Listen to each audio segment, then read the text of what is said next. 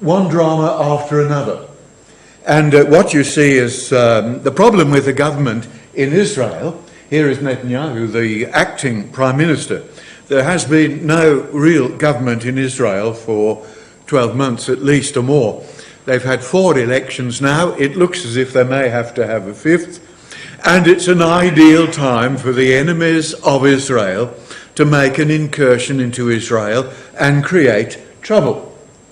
So there have been rockets fired in, 4,500 or so, rockets from the Gaza Strip. There's the problem with the COVID pandemic, which has had a dramatic effect in Israel. And here you get this rising up against the government and against the Jews.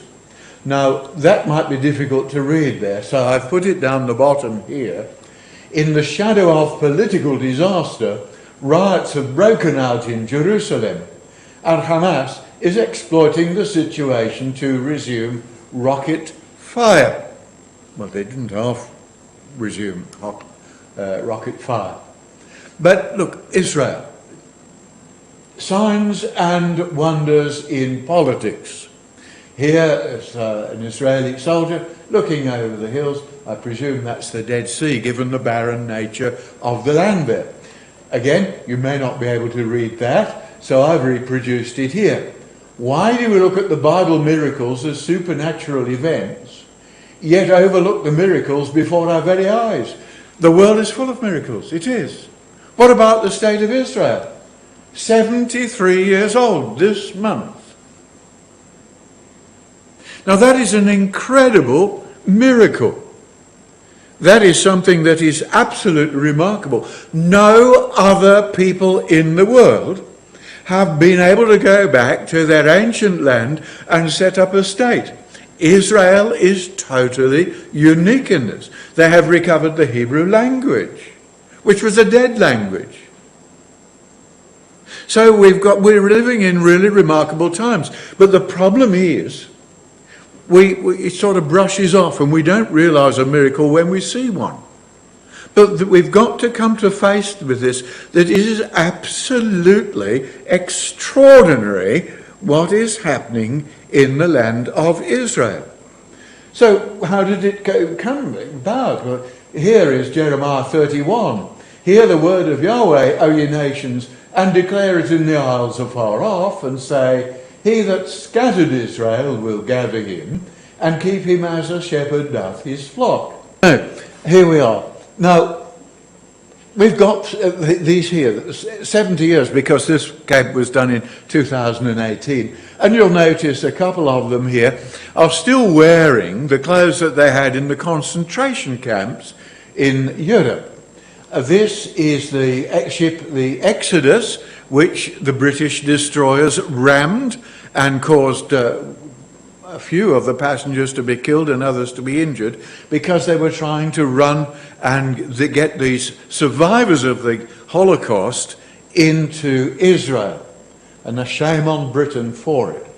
So Israel rises out of the ashes of the Holocaust. And the passage here from Jeremiah chapter 31, verses 7 to 9. It's a miracle, see. Jeremiah, when was Jeremiah written? At least 2,500 years ago, yeah. And here we see his words being fulfilled, and we say, well, pity we don't have miracles today. You know, we have to really realise what is actually going on. Here from Jeremiah chapter 30, verse 3, I will bring again the captivity of my people Israel and Judah, saith Yahweh, and I will cause them to return to the land that I gave unto their fathers, and they shall possess it. And then in the end of the chapter, the last verse, I'm putting a slightly difference to the translation. I'm using a more modern translation here. In the latter days, you will understand this. We're in the latter days. We've seen it. We understand it. We thrill to it.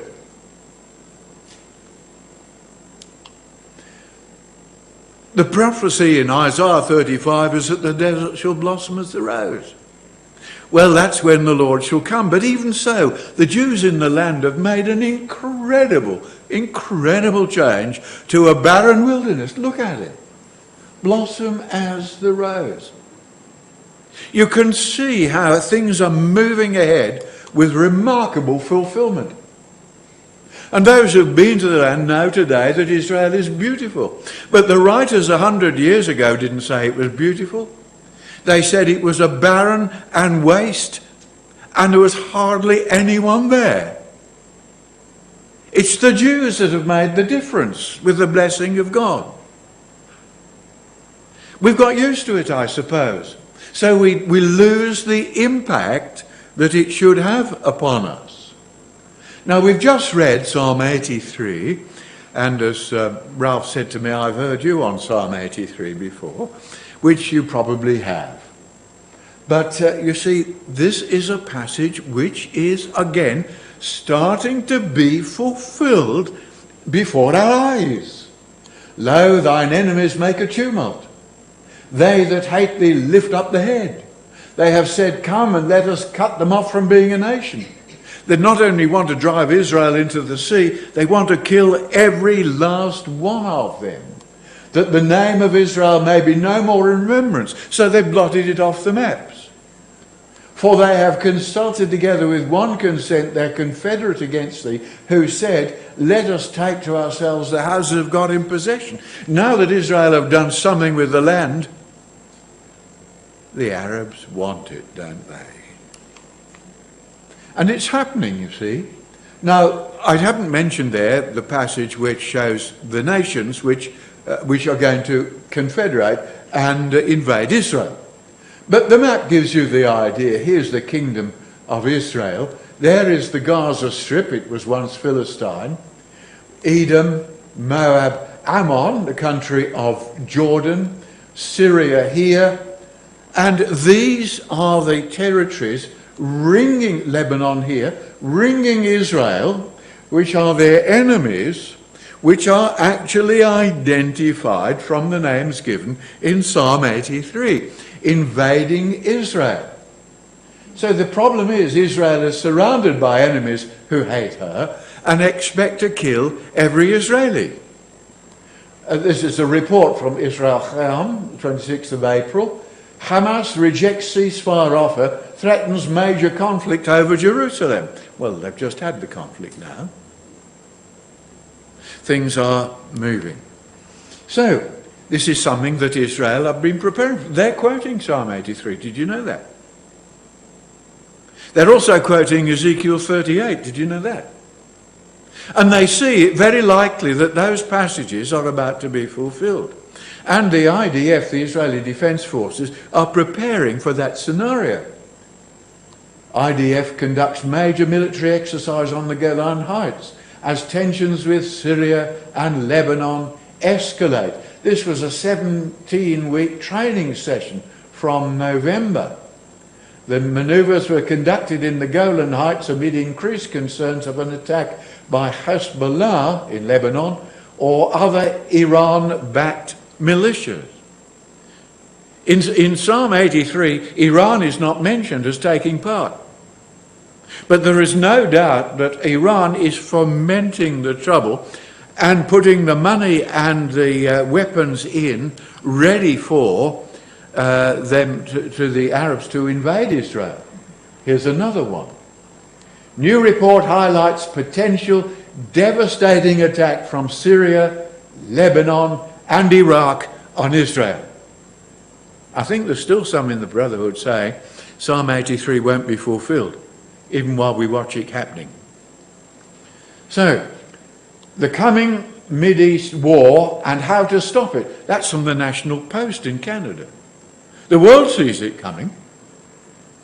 And the article in the Post said, it's only a matter of time before war comes to the Middle East. Iran's strategy is to create a hostile ring surrounding Israel from Syria, Lebanon and Gaza. Look at that. I've underlined it. Iran's strategy is to create a hostile ring surrounding Israel from Syria, Lebanon and Gaza. That's exactly what we've just read.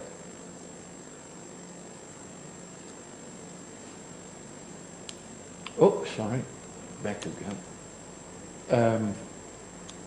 It has already established bases in both Syria and footholds in Lebanon, Iran has, through Hezbollah, its main client terror organisation.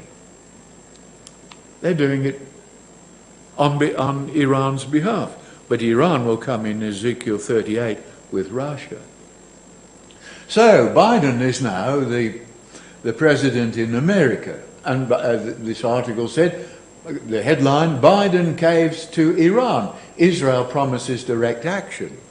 Biden is trying to take away all the problems away from Iran, provide more money so that they can have another nuclear deal. And it's creating no end of trouble in the Middle East as they see that America is joining more together now with Israel and with Iran and the Palestinians, and forsaking, to some degree, Israel and their friends. And it's giving them an opportunity to make so much trouble. That's the way, generally, it is seen. Biden's team has finally revealed their hand by offering to remove sanctions on Iran in order to move the nuclear deal forward. But that's not helping the Middle East. So, the Israel Defense Force is ready. Now is the time to seize the initiative. This is Colonel Ronan Itzik, who's on the reserve in Israel. I don't think Israel would do this, by the way. What he is suggesting, Israel should move first. And while they've got the opportunity, before it's taken away from them by lack of support from America, to make as much ground as they can. And that was the headline of the article. And within the article it says, the question we must ask is whether the quiet in the south actually serves us. Maybe now is the time to do something completely unexpected and pummel Hamas and the other hostile elements around us. Well, they just have pummeled Hamas. But it wasn't taking the initiative, it was because Hamas attacked. Israel simulates strikes on 3,000 Hezbollah targets. So they practice this. They've had a dummy run, as it were, because they realise that under houses and buildings there are caches of arms which Hezbollah has gathered, ready for an invasion of Israel. They reckon now, the Israelis reckon, they can take out 3,000 targets in 24 hours. I don't think any other army in the world would consider they could do that. And then we've got here, Israeli in talks to establish 4-nation defence alliance with Saudi Arabia, United Arab Emirates, Bahrain, and so on. Now, those countries, we see as Sheba and Didan. They're going to be involved on behalf of Israel when Gog invades the land. And it's shaping up. That came under Trump. Biden is now backing off from that agreement to some degree. So, with Israel the victor in Psalm 83, the stage is set for Armageddon. I do think that will be fulfilled prior to Armageddon. It will mean that Israel will have defeated their enemies immediately around them. They will be exhausted. They will be run down totally on armaments, and Russia can walk in. So, Ezekiel 28 says, there shall be no more a pricking briar unto the house of Israel, nor any grieving thorn that of all that are round about them. Don't you think the rocket's like a pricking thorn, a pricking briar and a grieving thorn? Every family in Israel has suffered. Every family. It's not destroyed Israel, but it's put grief and anguish right through the country. And round about them that despised them, Psalm 83. And they shall know that I am Yahweh. Then shall they dwell in the land that I have given to my servant Jacob. Now look at these words here, all from Ezekiel 28. They shall dwell safely. You got that? Dwell safely then. Shall plant vineyards, yea, dwell with confidence. When I have executed judgment upon all those that despise them round about them. So, that's a prelude to Ezekiel 38. Because Ezekiel 38 says, I will go to them that are at rest. They're dwelling with confidence, they're at rest. They dwell safely. That's what it's got here. To take a spoil and to take a prey. So these wars, which not complete yet, it's got to go on. And actually they say what Israel should have done was completely taken out Hamas. Because Hamas is still there and still well armed and being supplied with money to rearm. The money is being supplied, promised, to rebuild Gaza, but we know that most of the money is going to go to rearmaments. And so Russia will come in. But they've got to have a battle that will finish Hamas to leave the way open for Russia. So, Israel, Greece and Cyprus forming Eastern Mediterranean alliance. Russia's in the Eastern Mediterranean. China has sent ships into the Mediterranean. China. I used to think years ago, all nations gathered to Jerusalem to battle. However would China be involved? They're in there in a big way now economically and sending ships into the area. And for Israel to have free, and these countries to have free shipping in the Eastern Mediterranean is essential for security and for gas and other exports. It's becoming a very dangerous place.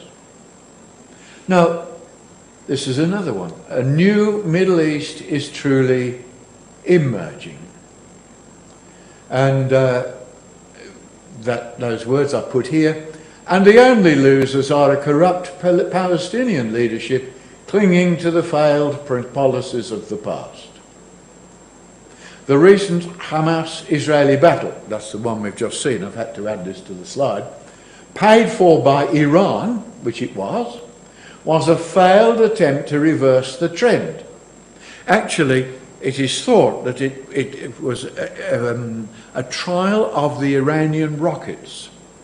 It gave them real-time experience in the rockets and the armaments they have been developing, preparatory for Iran being involved in war. But you notice weapons were also supplied by Libya. On whose side is Libya in Ezekiel 38? With Gog, of course. Now, this is an amazing picture, really. See, Israel's Iron Dome versus 4,500 Hamas Iranian rockets. Australia's ABC's left-wing bias blames Israel. Australia's ABC has joined with the left wing from around the world. I actually heard them say on the news, Israel was bombing Gaza, therefore Hamas sent in rockets. Which came first, the bombing or the rockets? This is absolute lying by the medias around the world because they hate Israel. Incoming rockets. And on the left here, we've got the Iron Dome system firing up to destroy masses of, 20 rockets and more coming at once. This is another experiment. Will it work? And actually, a few got through, but they say that the Israeli Iron Dome system knocked out 90% of the rockets. So, the Palestinian victims of Hamas missiles, most children killed by Hamas rockets falling short. Yeah. We don't know how many, but they say it's at least 100 rockets fired at Israel fell into Gaza and killed women and children as well as men. So Israel destroyed 100 kilometres of Hamas tunnels and killed 25 top operatives. Apparently they massed on the border. They put out information that they were about to advance into Gaza and invade it. So all the Hamas operatives went underground into what they call the metro, the tunnels under Gaza, which is exactly what Israel wanted them to do. So they simply then used bunker busters, the big bombs that go down underground, and blew it all up. And then when those who did got out, they bombed them when they got out. Look, it's war. It's war. And you've got an enemy. You've got to do something about it. So there we are. Now, from Psalm 83, I want to move over then really now to Ezekiel chapter 38 and Armageddon. As it says here, Bible prophecy tells the end of the story. We've got it all in Daniel chapter 2. The confederacy of nations that will build up under Gog, under Russia, including Europe, that will come down and invade the land of Israel. Christ and the saints, the stone, not in hands, Brother Thomas says. That is, it's no human involvement. It's the Christ and the saints that will destroy the confederacy. The confederacy will mean, from Daniel 11, a king of the north, Gog and his forces, and a king of the south, the lion power of Britain and the Commonwealth and those with them. Revelation 16 says it's the Battle of Armageddon. Arma, a heap of sheaves, Guy Valley, Gehenna, which is the valley on the east of Jerusalem, and Don, or Dan, for judgment. And just briefly, just an example, here are the kings of the north, Rosh, Meshech, Tubal, Magog, and so on. And in the south, Egypt, both with the British and the power and the Commonwealth. No mention of America, though all nations will be gathered to Jerusalem to battle. But what you find is it's Britain that takes the leading role, not America. America no longer is, at the moment, is out of it. America has no role to play under the present administration in the way in which the Bible says. And you're back to Britain actually taking more of a leading role against Russia, as we will see in a moment. So, Russia, Ezekiel 38. Now, this was a headline from the Times, the British newspaper, the Times. Could Putin be a Middle East peacemaker? Now, I have often said over the last few years in private conversation, I might have said it in lectures too, I'm not sure, that because Gog is a deceiver, he will very possibly come as a peacemaker. Hence the question is, hast thou come to take a spoil? We thought you've come to create peace. And Russia has offered to be a Middle East mediator between Israel and the Palestinians. Russia's president is setting a trap for the US as he seeks to shake up Iran's alliances in the area. Moscow will challenge Turkey's ambitions to be the determining power in the Middle East. We know that Turkey has to be occupied by Russia. That will fully make Russia the king of the north. And Turkey will actually be subsidiary to Russia. Turkey has its ambitions in the Middle East. They will fail. So we've got Russia and China's arsenals are terrifying in scale, but how would they perform in combat? The British Daily Telegraph. Well, they are terrifying in scale. But what is necessary to win wars is this adequate motivation. If you haven't got strong motivation, then you've got fear. You've got a defeatist attitude. I think that given the wars that Russia's been in, they would handle all right. I'm not convinced that China, being such a communist country, that the army would be as strong and as powerful in the field as it is in marches to show how strong the country is. But what we read in Daniel chapter 8 of Gog, a king of fierce countenance, I've jumped a little bit to get it together, a king of fierce countenance shall stand up, and shall destroy the mighty and the holy people. And through his policy also he shall cause craft. The word means deceit, guile, treachery. This is Putin. How do you think he got where he was? How else did he become the richest man in the world? To prosper in his hand, and he shall magnify himself in his heart, and by peace shall destroy many. He shall come as a peacemaker. What did we just read? Could Putin be a Middle East peacemaker? The headline to the article. For he shall also stand up against Christ, the Prince of Princes, but he shall be broken without hand. When Christ and the saints come from the Mount of Olives to Jerusalem. So, what we read from Daniel 11 verse 40, at the time of the end, the king of the north shall come against him like a whirlwind, with chariots, with horsemen, and many ships. So let's just have a look at the king of the north and Russia. It says with many ships. Now, Russia was never noted for its navy. Russian navy expanding presence in the Mediterranean Sea and the African coast. This is from the US Naval Institute. They now have one of the largest navies in the world. Not as powerful as America's, I might add, but it's a pretty good navy. Russian President Vladimir Putin's conviction that this is coming from Russia, that a world power needs a great navy. That's what he said. Goes a long way in explaining Russia's growing naval presence and operations in the eastern Mediterranean and along the African coast. They're stretching out their reach through their navy. And where? Surrounding Israel. Russia expands military facilities in Syria. So they're not moving out. America is. Russia's moving in more. Vladimir Putin calls escalating, now this is the battle I've just seen. Vladimir Putin calls escalating Israel conflict a direct threat to Russia's security. Now you scratch your head. How could Israel against the Palestinians be a direct threat to Russia's security? After all, the border's about 2,800 kilometres away.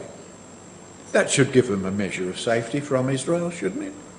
Are they scared of Israel? But Russia is increasing its presence in Syria. They're only over the border from the Golan Heights. They're there.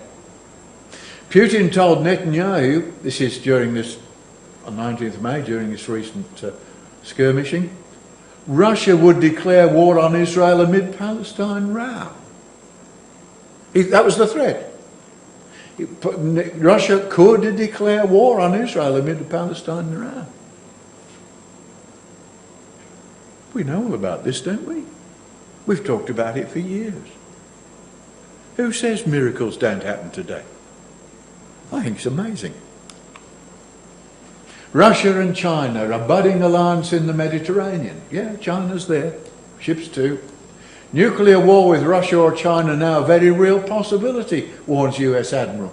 Well, I don't actually think there's going to be a nuclear war, because we're going to have the kingdom, not nuked all over the place.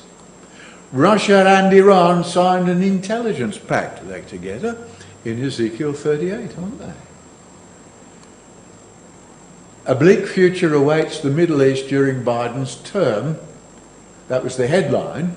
With each speech, President Joe Biden makes it more evident that his administration is determined to follow in the footsteps of Barack Obama, forging new alliances with Iran and the Palestinians and disregarding America's longtime allies in the Middle East. That's the way they see it.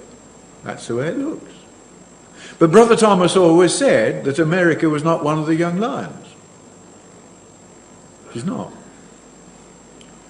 Vladimir Putin's navy to create Russian Red Sea base in Sudan. Oh, that's now puts them in a base at not only Tartus in Syria, but also down to the Red Sea, south of Israel. Sudan, ancient Kush, or in Ezekiel 38 verse 5, Ethiopia with Russia. You've heard about the ships being attacked? Well, covert war between Iran and Israel has always been around. However, recent attacks on Iranian shipping by what appears to be the Israeli Air Force is beginning to bring this war into the light. And, shadow war, it's actually IAF. What's the IAF? Israeli, is it Air Force? They're not being bombed, it's actually, they reckon that limpet mines have been put on the ships when they've been in port and then timed to explode when they're out at sea again. However, it's shadow wars going on. There's been a lot of explosions in atomic installations and in the ports and that in Iran, which has absolutely got them befuddled. And recently there's been a huge fire erupt in Iranian chemical plant, the 2nd of May, the Middle East, media line Mid-East Daily News. It's typical of what, they've also hit an Israeli ship too.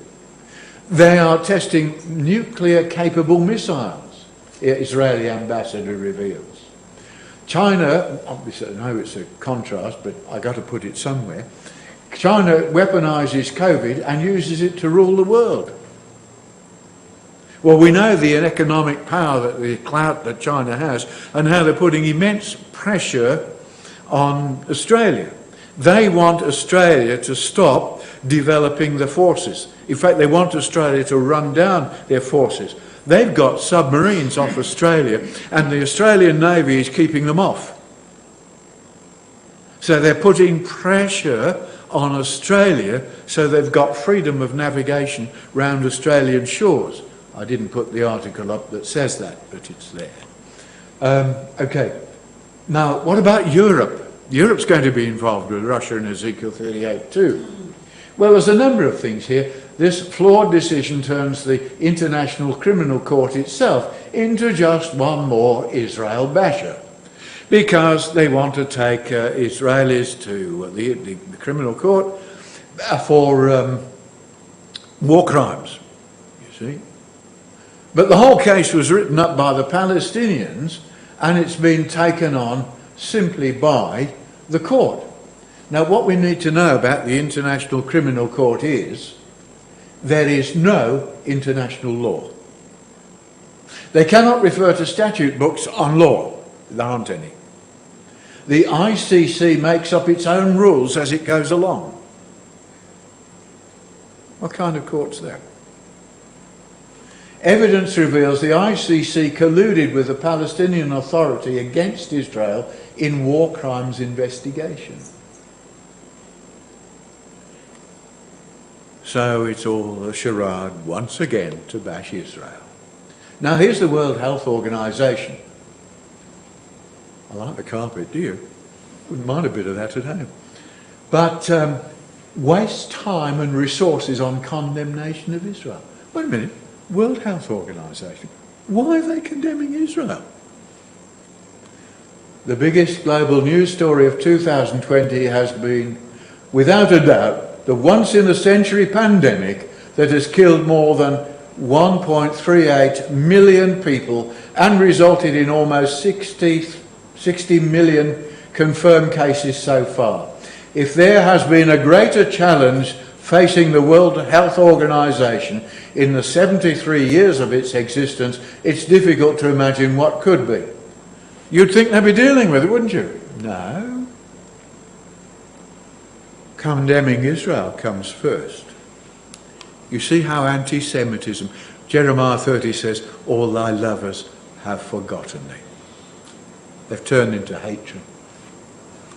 Fratelli Tutti. This is his document, Pope's document, which means all brothers. What's he pushing for in this statement? One world government denying national sovereignty. It emphasises there'll be no national sovereignty of the nations. It'll be one globalist political system with no transparency, no accountability, no recourse. First, he wants to start with Council for Inclusive Capitalism, and he's called in 27 capitalists, the leading CEOs of industrial businesses in Europe, and he's called them in for this Council for Inclusive Capitalism to work with the Vatican. And the idea is they will take over the world. With the Pope in control, this is one of the features of this, the Pope will be in control of development and the economy. He's quite an ambitious man, isn't he? Now, if you know anything about the history of the Vatican Bank and all the corruption that's been in the Vatican Bank, the last person you'd want is the Pope looking after the economy, isn't it? Still, the Vatican Bank would recover its fortunes, wouldn't it? Now, we've had the Suez Canal blocked, and we thought, oh, that's unfortunate, it's blocked the ships. It cost several $1 billion while the Suez Canal was blocked for about a week. But it's more than that, you see. That was an accident. The Suez grounding was an accident. The next block choke point might not be. The Suez Canal was the foundation of the European Empire in the Asias, and its closure would have been a disaster. Securing the Suez and its sister choke point at Gibraltar, where you enter the Mediterranean Sea from the Atlantic, was a geopolitical imperative for the empires and shaped their strategic and commercial strategy. And it goes on in World War II. The idea was to take the canal. What do you think Rommel and the Germans were doing in North Africa? It would have meant if they had got the canal, the war would have been over. The world would have been choked. After Suez blockade, Israel could become major oil transporter. What they're talking about, they've already got a pipeline most of the distance. They've only got a relatively short length to complete the pipeline from the Persian Gulf across Saudi Arabia to the Mediterranean coast. And that avoids tankers going through the canal, which is mighty expensive and could be closed. So Ezekiel 38, going on there, lists opponents to Russia and the European Confederacy who will invade Israel. Sheba and Dedan and the merchants of Tarshish. And all the young lions thereof shall say unto thee, art thou come to take a spoil? Hast thou gathered thy company to take a prey? And I've emphasised, not everybody agrees, but I'm confident of this with Brother Thomas. America is not one of the young lions. Never was. Trump brought Sheba and Dedan into alliance with Israel in 2020. The states in the Persian Gulf who made peace agreements with Israel. Although America is not a young lion. So what is Biden doing? We know what Trump did. What is he doing about this? So there's a few things here. I did leave this one in. You might find it interesting. Arizona's election audit. Did Biden steal the 220 election? And the state parliament, the Senate actually, in Arizona, has passed a law that there's been no audit of the election, which got Biden in as president, and they want an audit because there's so many people have complained about, there's over 1,000 affidavits, saying they've witnessed fraud, you see. So what happened? Well, I don't know the result of this yet. What I do know is the Democrats oppose the idea of an audit on the voting in the election, and they've sent in round about 100 lawyers to stop the audit. Now, if it was a fair election, why would you send in 100 lawyers?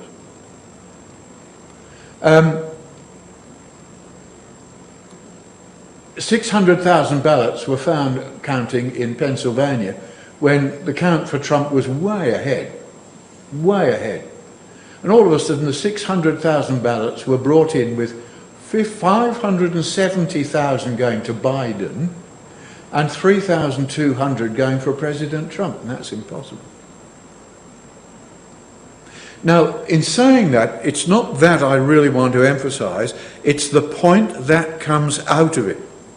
Whether you like Trump or not, and he's not the likeable person as far as I can see, he was a good president in other ways though, the Most High rules in the kingdom of men and giveth it to whomsoever he will, and setteth up over it the basis of men.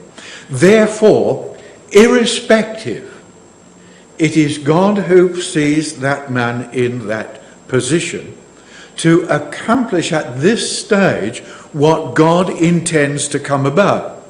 And what has come about is by taking the threat of American interference away from the Middle East and away from Israel, it's opened the avenue for what has just happened with Hamas and for other wars to continue in the Middle East. So, this headline said, Biden attacks key allies from the Middle East to the Indo-Pacific. He's got a war against, here, Israel, and the Arab countries, the United Arab Emirates, Bahrain, and so on, because he does not want them to be friends with Israel. He wants Israel to be isolated. So, we move on. Will Biden push the Middle East to war? Well, now we're getting some idea. That was before this happened. So Biden's policy of appeasement is pushing the Middle East towards a nuclear arms race, because he's trying to back Iran. Iran is trying to take over the Middle East, and nobody wants to be taken over by Iran. So it's creating instability in the region. And this one has just come up. Joe Biden has just given Russia a massive win. He's removed sanctions on building Nord Stream 2 pipeline to Germany. This is the gas and oil pipeline from Russia direct to Germany. And there's been sanctions on it because it's seen that what it means is Germany will come under major Russian influence. And they can't have that. But he's lifted the sanctions, which allows them now to complete the pipeline. It gives Russia a big hand in power in Europe. So just one from what has been going on in the last few days. Smoke billows from an Israeli airstrike on a Hamas compound in Gaza. They didn't send the troops in, but they've set Hamas back. So President Biden's deafening silence on the thousands of rockets against Israel. You can see that there has to be another power that's going to stand up for Israel, because if he's there when Gog invades, he's not going to. So President Biden is destroying the stability of the Middle East and the world. No one takes him seriously, and it is terrifying what's happening. You understand, they're not my words. I've taken this off the web. So, risk of new world war is real, head of UK Armed Forces. Of course it's real, we know it's going to happen. But it's interesting here, he says the risk of a new world war if current, smaller conflicts escalate out of control, drawing in more countries and weapons. The head of the UK Armed Forces has warned. UK comes in here. General Sir Nick Carter said the global economic crisis caused by the coronavirus pandemic could also trigger new security threats, even war. And he says here, economic crises have always led to war, and here he says, I think we're living in a moment in time where the world is very uncertain and an anxious place. But we're not uncertain, are we? Are we anxious? I hope not. We have every confidence in the God whom we serve. We know what the Father's plan is. Not only what the Father's plan is for the world, more importantly, we know what the Father's plan is for us. And that makes the difference. So, Britain. Isaiah 23, it shall come to pass after the end of 70 years that Yahweh will visit Tyre, and she shall turn to her hire, and shall commit fornication with all the kingdoms of the world upon the face of the earth. In other words, Britain is going back to her merchandising around the world now she has left Europe. And her merchandise and her hire shall be holiness to Yahweh. Her merchandise shall be them that dwell before Yahweh. In other words, though Britain will start amassing riches from the deals which they are making around the world, that will be for Christ. not for Britain. So we've got Britain as a trading maritime nation. This is a government publication. A trading maritime nation. Tarshish, this is what we expect. Biden's election makes the drive for closer Commonwealth ties all the more logical for the UK. This is exactly what they're doing. Here's the Queen. Now that passage says 70 years. The verse before speaks of 70 years of one king. But the Hebrew word for king is not king, it's the word ruler. And it means either a king or a queen. And incredible, the Queen starts 70th year of reign. She just started that. Next year, it will complete her 70th year as the Queen. This, at the moment, seems to fit in exactly with Isaiah 23. So here is Britain. Our defence ambitions are bold. Extra £16.5 billion for defence. Okay, and the SAS, the special order there in the army, ordered to start disrupting Russian meddling around the world. How do you like that? Britain's SAS, the special forces, to meddle, to disrupt Russian meddling. You've got the Royal Navy assembles the largest carrier strike group in decades. The strike group is the largest and most powerful European-led maritime force in almost 20 years. Because it's got to come with ships. The new UK carrier strike group is the embodiment of British maritime power and sits at the heart of a modernised and emboldened Royal Navy. There's the Queen Elizabeth, not the Queen, the ship, the new aircraft carrier and the vessels that escort it. But look at this. This is from Britain. Russia is our number one threat as its submarines circle Britain.